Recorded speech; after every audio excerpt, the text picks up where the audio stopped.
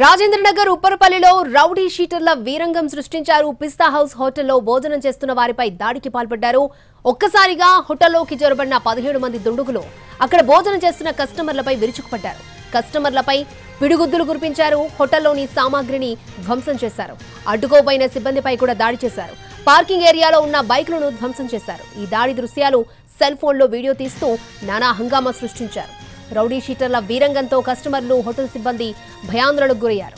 అత్తాపూర్ పోలీసులకు ఫిర్యాదు చేశారు.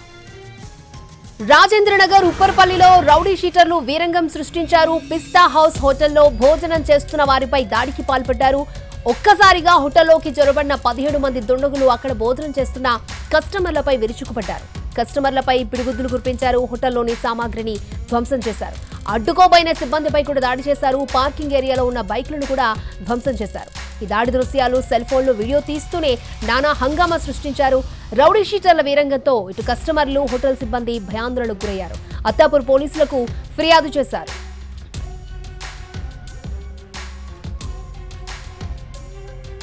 రైట్, రౌడీ షీటర్ల వీరంగానికి సంబంధించి మరిన్ని అప్డేట్స్ మా ప్రతినిధి రవి మనకు అందిస్తారు. రవి, ఇంతకీ రౌడీ షీటర్లు హోటల్ పై కాకుండా అక్కడున్న కస్టమర్లపై దాడి చేయడానికి గల కారణం ఏంటి?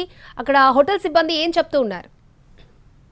నిన్న అర్ధరాత్రి 1 గంటకి ఇన్సిడెంట్ చోటు చేసుకుంది. ఒక్కసారిగా 17 మంది రౌడీ షీటర్లు పిస్తా హౌస్ హోటల్లోకి చొరబడ్డారు. అయితే హోటల్ మేనేజ్మెంట్ పై దాడి చేస్తే ఏదైనా హోటల్ తో ఉన్నటువంటి గొడవ లేకపోతే మరితర కారణాలు అనుకోవచ్చు. కానీ ఏకంగా హోటల్ లోపల మండి ప్రాంతంలో తింటున్నటువంటి కస్టమర్ల పైన దాడికి దిగారు.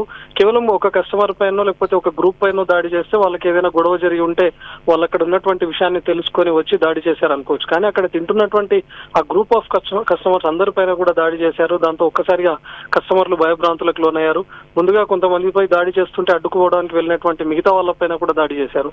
హోటల్ లోపల దాడి చేయడమే కాకుండా ఒక్కసారిగా బయటకు వచ్చినటువంటి ఆ దుండగులంతా కూడా బయట ఉన్నటువంటి 2 వీలర్లను తన్నుకుంటూ వెళ్లడం, వాటన్నిటిని చిందరవందరంగా విసిరేయడం కూడా చూస్తా ఉన్నాం మనం స్క్రీన్ పైన ఎక్స్క్లూజివ్ గా. మరి మొత్తం 17 మంది హోటల్లోకి చొరబడినట్లుగా తెలుస్తుంది. వీళ్ళలో కొంతమంది రౌడీ షీటర్లు కూడా ఉన్నారు. మరి సీసీ ఫుటేజ్ ఆధారంగా వాళ్ళు ఎవరు అనేది ఐడెంటిఫై చేస్తున్నారు. దాడికి గల కారణాలు కూడా ఇంకా పోలీసులు చెప్పడం లేదు. దానిపైన ఇంకా దర్యాప్తు కొనసాగుతుంది. ఓకే రవి.